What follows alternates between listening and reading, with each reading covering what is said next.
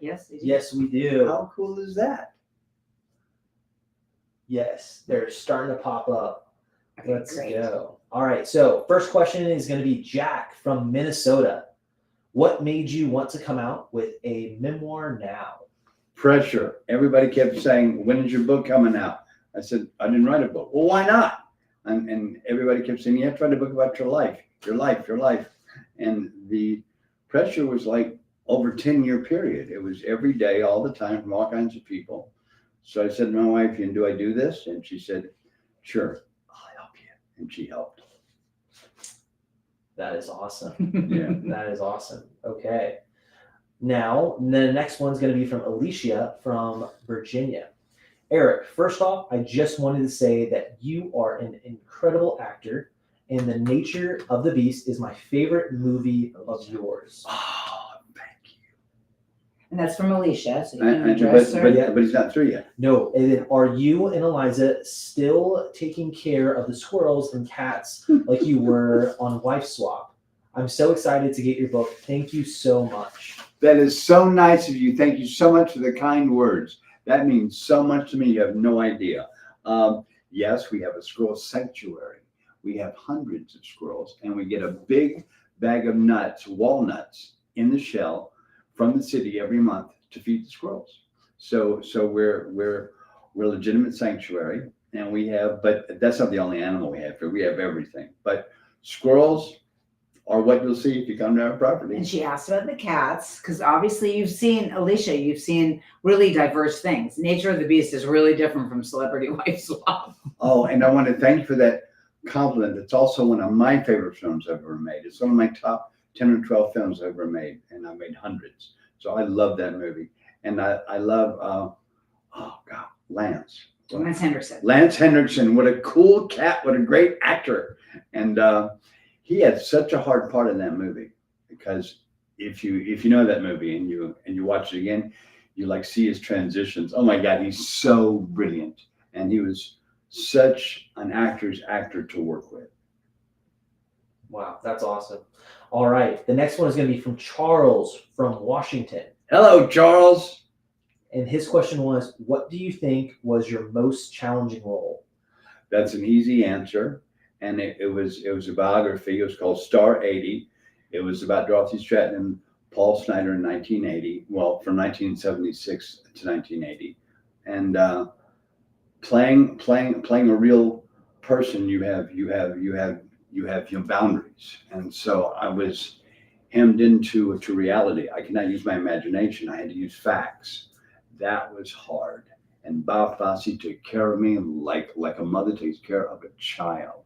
He took good care of my performance. Wow, that's awesome.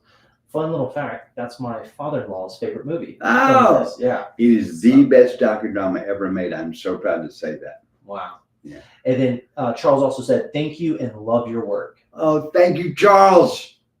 All right, the next is from D from Oklahoma. How would you describe your experience voicing Duffy in Taking a Cat?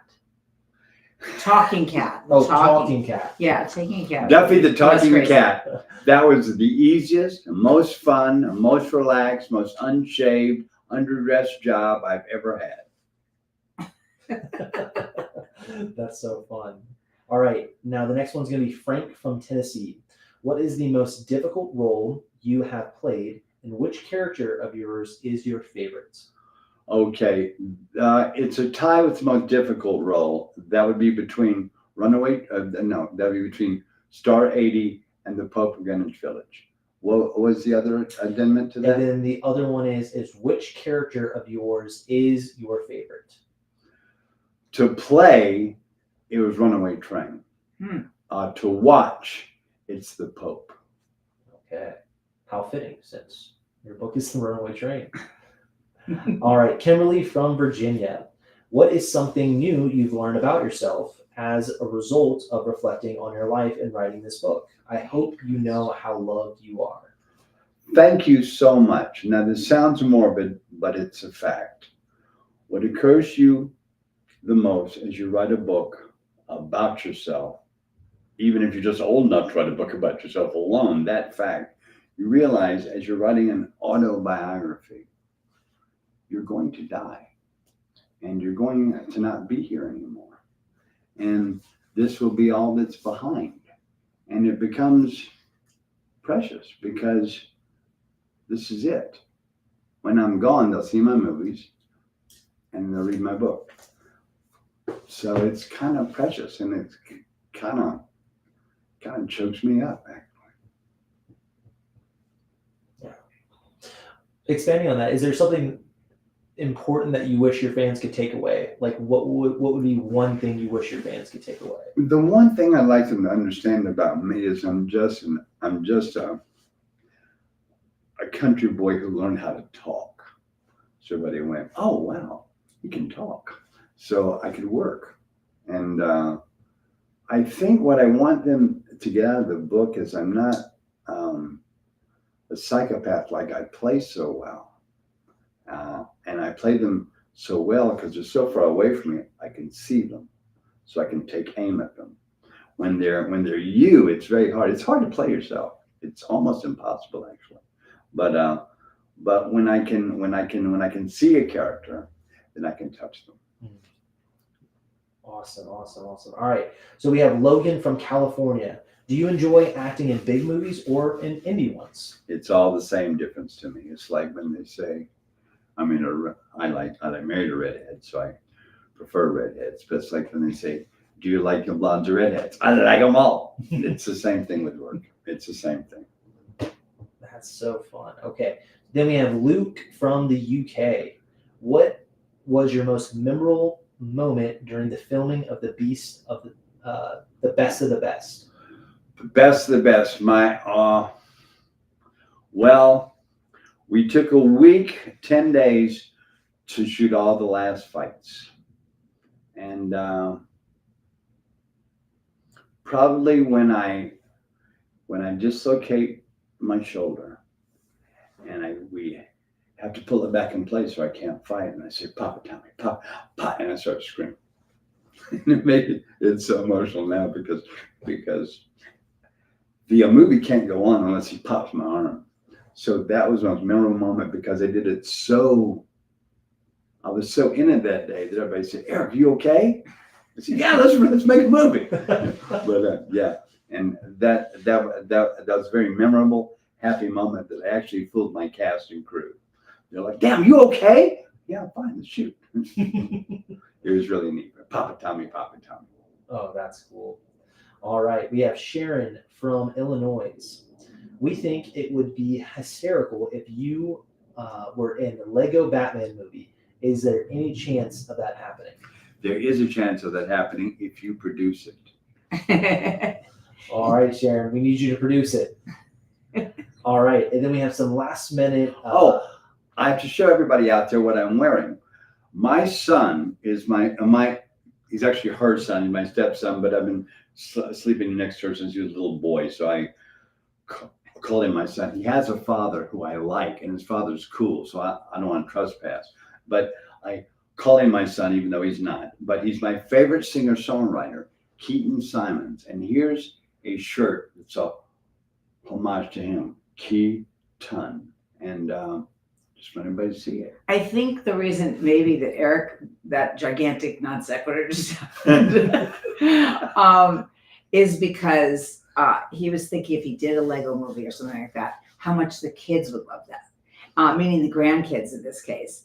But no, the kids too. And the kids too, yeah. They would love it. So then it went kid, and then kids, and then specific kids.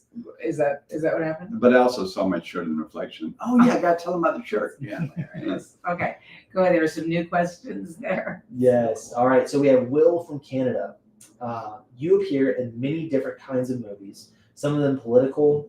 Do your personal political views have any influence on what type of roles you will or will not accept? Of course they do, but I have played many people that are not of my political persuasion. Believe me, lots. In fact, most, because I play bad guys, and I consider bad guys to be none of my political persuasion. But anyway, all the time, to answer your question, sure. Yeah. All right. Usually the way you justify that is if the movie makes the right point and you're playing the wrong person in order to make the right point, you do it anyway, because you certainly don't want to actually promote things that you don't believe in. And our basic overview is kindness.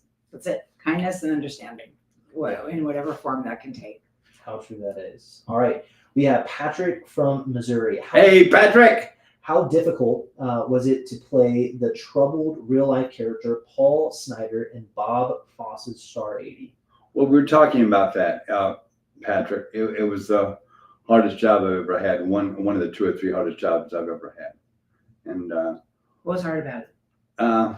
well, I had real boundaries, and that I could not use my imagination to like show things. I had to show the way he would do them, and so I was confined, but to stay true to the character. It was very hard, but I had a great leader. I had Bob Fosse, who was a great leader. It's an overused and abused word, but he was a genius. And once you work with a genius, you know 2 things: that you're not one, and that they're hard to find.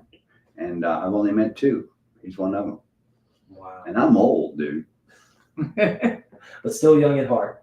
All right, we have Nigel from the UK. Hi, Nigel. Eric, as one of the most prolific actors in Hollywood, what project do you regret turning down? And cheers. I never turned one down that I regret, have I? Tell me. I think Cliffhanger. I think you should have done Cliffhanger. I'm still mad at you over that. Yeah. Well, it was a scheduling conflict. Yeah. I always want to work with Sly. I was always a big fan, and he offered me stuff like every other year, but I was only available when we finally got to The Specialist, which is a great movie. There was one thing that happened that's being remedied now, which is that Eric was offered Dancing with the Stars in 2005, Funny. and we're allowed to know. That's right. Yeah, it was a secret for a long time. Yeah, it's a big secret up till 3 days ago. Our friend Alan, our literary He said, agent, is like, "Oh my god!" Anyway, it's we don't have to go to rehearsals all hooded and hidden anymore. And the production he was doing in China, DOA, Jamie Presley, would not let him go for the one day he needed to be in LA. And he didn't even end up working that day. So he was forced to turn it down. And guess what? Now here we are 19 years later, and he's doing it. 2 titanium hips later. Yeah. It's a big difference in my Tune whole in. process now. It would be a chapter in the book for sure if it had happened before. Wouldn't that be cool? Amazing. We have to talk to Sam Kashner about that. Yeah, we do. Addendum. Go ahead. All right, so we have Peggy from Texas. Hey, Peggy from Texas. In all your travels, which country did you enjoy best, and who is your favorite co-star? Okay, it all depends on what you're after. If you're after history and food, it's Rome. But if you're after natural beauty and solitude, it's Cape Breton, Nova Scotia. So it depends on what you're after, because this whole world is it's a diamond. There's so many beautiful, perfect, incredible things to see and eat and find and enjoy. But those 2 places are my extremes. For like big and cool, it's Rome. And for small and intimate, it's Cape Breton, Nova Scotia. But there are hundreds of other places just as nice, I'm sure. And your favorite co-star? I have my favorite co-star. I married her. Aww. That's awesome. All right, we have Tanner from Indiana. Any advice to a new actor in the industry? Yeah. And I was told this, but I didn't understand it. Now I understand it, so I'm going to pass it on in a way that I hope is understood, by guys like young Eric Robertson who didn't understand it. And here's what it is. You have to treat everybody you meet, like they're going to be your boss next week. Because they might be. And not only that, if you don't stay humble, people won't help. If you're proud and strong and ready to go, people get a little, I don't know. But if you're, I'll wait whenever it's time, I'll wait because I'm humble and I'm just getting ready. You have to almost present yourself in a subservient type posture. And because you need everything They only need you. So just be nice to everybody as if it's their last day on earth. Wow. That's my advice to young actors. That is some amazing advice. All right, we have 2 questions left, and then we'll get to the fan favorite question. So, Kara from Arizona, Who from Arizona? Kara. Hey, Kara. How was it working on the sets of Suits? That was one of the hardest, most professional jobs I ever had. It was so pro because of the crew. The crew was perfect. The cast was perfect in their behavior, in their addressing their jobs. They're perfect. The hard part was we only speak in monologues to each other. We only speak in speeches.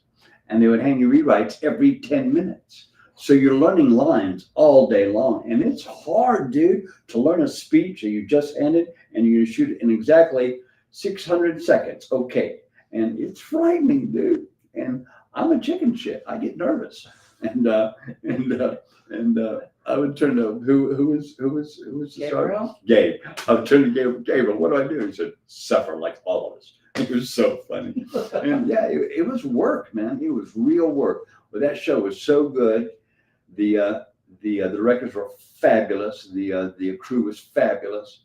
And Gabriel was just cool, man. Gabe was a cool cat, good actor, fun guy to know, fun guy to work with. It was a fun ass time. And we got to wear those expensive, beautiful clothes. Oh my God. We're all overdressed. It was really fun. They do have some really nice suits in that. Don't they, dude? Don't they? Yeah. My ties alone were like $1,000, $1,200. What? Yeah, no, crazy stuff. Oh. The last question is going to be Brian from Tennessee. Is there anything you shared in your book that you were nervous to make public? Oh yeah, like half of it, because I had to live my life as a preacher, and so when I really reflect on what I've done, it's like, oh, I did that. And she said, you sure did. You're like, well, how do I write about it? Just tell the truth. I don't think I want to. And just, if you're taking this on, you have to tell the truth. I'm like, can I embellish a little bit? And she's like, no, don't do that. Or like when I did, this is funny. I take her something I wrote.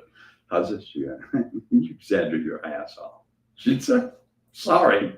Yeah. It was a trial because you go through yourself with all your bullshit.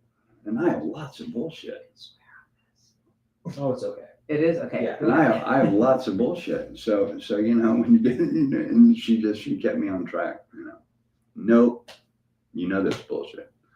Yeah, but it's good bullshit and it's bullshit. So we did a lot of that. Yeah. We did a lot of that. All right, so this is going to be just quick, rapid questions we're throwing at y'all. Okay. I'm listening. Help. So where were y'all born? Born? Yep. Biloxi, Mississippi. In New York City. Nice. Manhattan. All right, who would you want to play you in a movie? My wife. No, Eric. Okay, so the ones who played your son and really looked like you are Matt Rife and Shiloh Fernandez. Yeah, I would go for Matt Rife because Matt's an old dear friend of ours. Jonathan Rhys-Meyers. There's a few who kind of really, and Eric played the older Channing Tatum once, but I don't know if that would work. Channing and I grew to look nothing alike. That's true. Yeah. We grew to nothing alike. He's the handsomest man maybe on the planet. He's a good looking, but Yeah. also so is Matt Rife. All right, what was your first job? My first job ever in acting, or my first film. First job ever. First job. First job. First job. Delivery boy. Okay. Humble Yeah. beginnings. Yeah, humble. It was a humble boy. Mm-hmm. Well, now everybody's doing that. You could get that job back. You work for Postmates. And it Walmart, pays now. It DoorDash. didn't pay then. It was only tips And then. now either, honey. It was only tips in and Nothing pays $1.60 anymore. an hour. What chore do you hate doing the most? I can't wait to hear what he says about it for this. I don't hate any chores I do. Really? Then why don't you fold the dish towels ever? Or close the refrigerator all the way? I didn't know that was a chore. Well, apparently it is.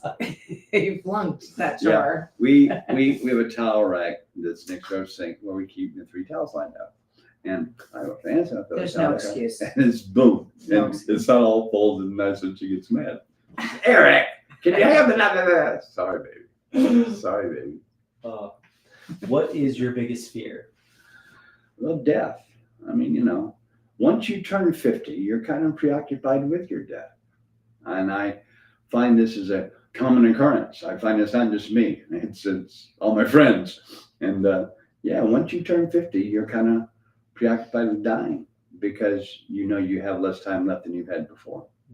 And so what was the question? My biggest fear? Biggest fear. Yeah, it's the fact that I am mortal and I know it.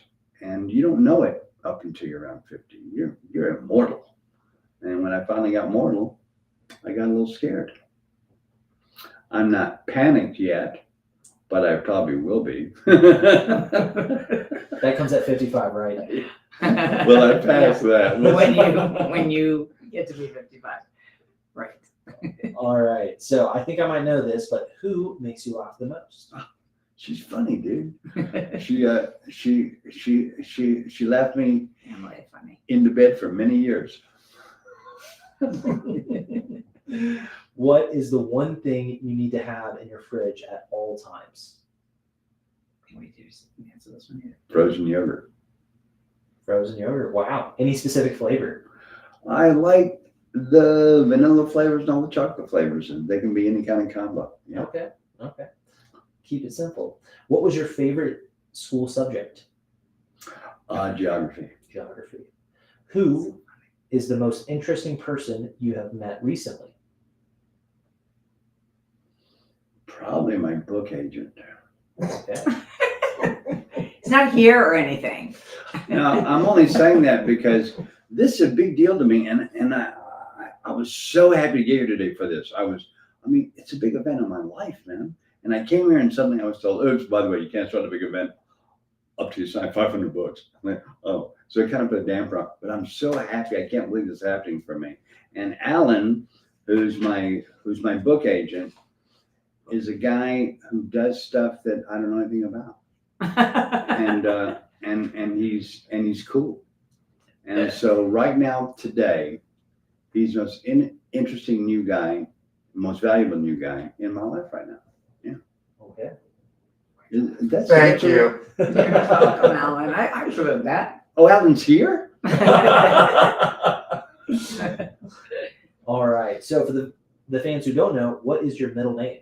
Eric Anthony Roberts. The only Ear. bad part about that was my initial spell, ear. But nobody ever made fun of it except one guy in third grade for a minute. Okay. Yeah. What is your biggest pet peeve? Help me. What? Folding the towels in the kitchen. What is my biggest pet peeve? Yeah. Well, I mean, he has serious pet peeves, like anyone who harms a child or an animal. Oh, or that's anything. not But cool. that's not a pet peeve. No, but I would say, gas prices, people who don't understand why they're up. oh, Who think the I have a wrong pet reason. my call to be on location 8 a.m. You'd be on set at 8:30. So you arrive at 8, you get dressed, get a makeup, you're on set at 8:30. I arrive at 8. My costume shows up at like 8:35. So I'm already late because I had to wait for a costume. But if I say, where's my costume? It's just, God, he's so demanding. So you can't say anything. So you just have to wait and have to let them make you late. That's my biggest pet peeves, and it happens almost every other movie. The only reason that bothers him is I give us fake times. So if he's supposed to be on set at 8, I know the difference. we get there at 7. I know the difference. And he thinks he's waiting around for other people. But the real reason he's waiting, so your real pet peeve is with me and the fake times. She's covering. It's okay. It's what she It's does. completely true. Okay, there you go. All right. What is your favorite hobby? Horses. All right. What is your guilty pleasure? I guess eating out at a specific place. Let's go there on Tuesday. it's like a plan, and it's like a gift to me. It's like, oh, I have this occasion coming up. That's kind of my stupid guilty pleasure. Yeah. Fascinating. Do you have any hidden talents? I play the mouth horn stupendously. And I play the mouth trumpet and the mouth baritone probably better than anybody else, or as good as anybody on the planet. And and I do it to like meditate when I'm surrounded by a lot of people and a lot of noise. I will do it just to take me away to another place. And it's for concentration that I started doing it. But then I got really good at it, and they got to be fun to do. Mm-hmm. Yeah, that's fun. What color is your toothbrush? White and blue. Okay. What's your okay? There's probably a lot of them. What's your pets' names? Oh God, we can't even start. There's hundreds of them. We have Stevie. She's a cat, and her Stevie boyfriend. Nicks. Guess who she's named after? And we have her boyfriend cat, whose name is Wonder. So you get it. So we have it all rolled up: Stevie Wonder, but Stevie and Wonder. We have Harrison. We clearly name our animals after Rock and roll musicians. stars. And we would name the squirrels, but we really don't know one from the other. But they look alike. We wanted to polish their toenails so that and their fingernails so that So you tell them apart. they won't sit still for that. And we had Silk and Sagan; those are our horses, and then the kids, they have Pearl and Peggy. So everybody, the whole family, it's musicians. There've been a lot of them. Wow. What is your favorite word? Encyclopedia. Okay. I like how it sounds. That's a I like great what question. it is. Yeah. I like you guys. I like how it Do you sounds. also have a favorite word?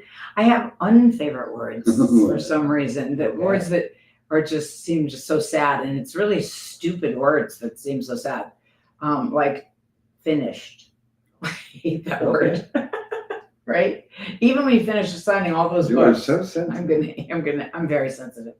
I have a lot of favorite words. Okay. What is the last album you bought or streamed? Keaton Simons, of course, my favorite singing, songwriting, guitar player.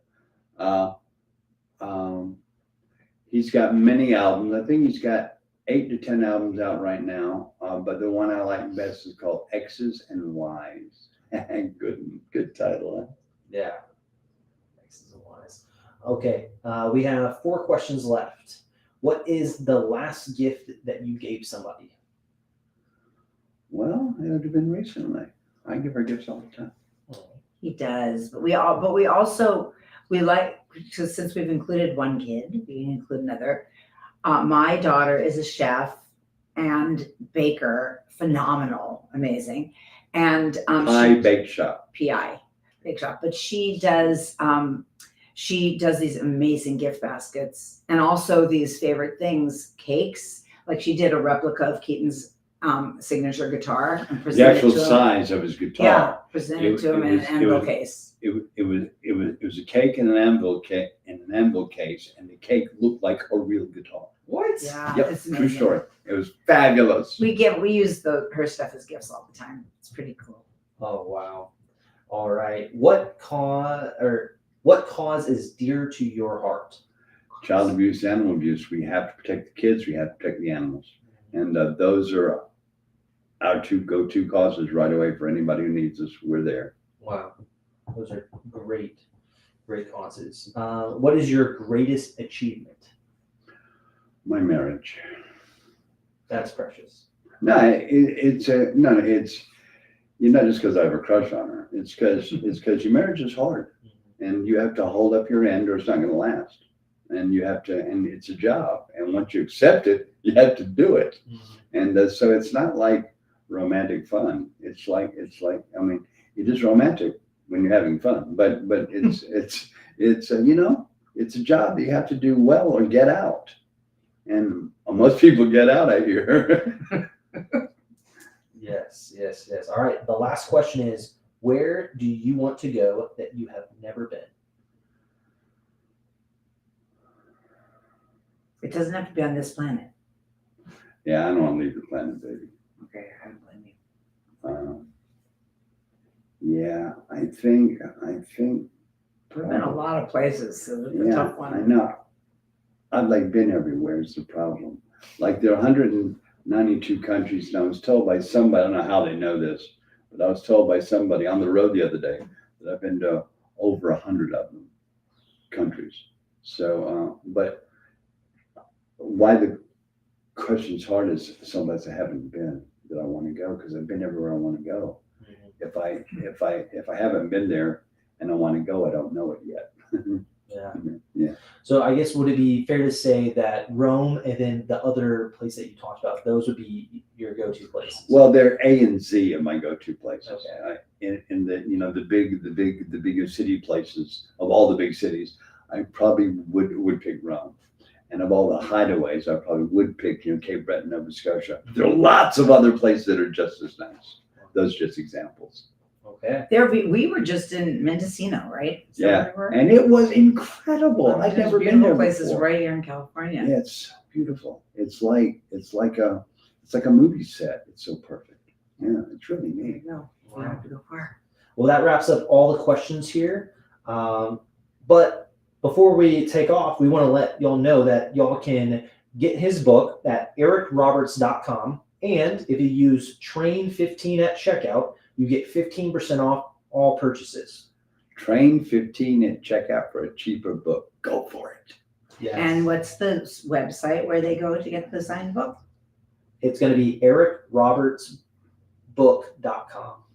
You should say that. ericrobertsbook.com. If you go there, you get an autographed copy. Who knew? And he's actually really signing them himself. That is for sure. Oh, you want to hear a funny story? About a month ago, the publisher sends over like 30 boxes of books, just hundreds and hundreds and hundreds of books. I'm going to sign these for the fans. Okay, so we sit down for a month looking at them, saying, "Wow, we're going to sign all for one day. It's going to be a long day." I guess we are. Okay, we sit down for a month, and then the publisher shows up, this morning and says, "You want all the books signed?" And we say, "Because you thought we're supposed to wait." We thought we were going to do it with you guys here, just so you could see we're really doing it. But you'll be able to tell when you watch him on Dancing with the Stars, if his hands don't move at all, you'll know it's because they're permanently cramped from signing all these books for you, which we're really happy to do. Right? Right. There What you she go. said. All right, guys. Well, I think that's going to be it. If y'all want to go ahead and wave goodbye to the fans. Yeah, this was so much fun. Thank you for your wonderful questions. And we're just getting out of here as the leaf blowers start. Yeah, So there it's you good go. timing. Yeah, thank you so much, guys. This really means a lot. You have no idea.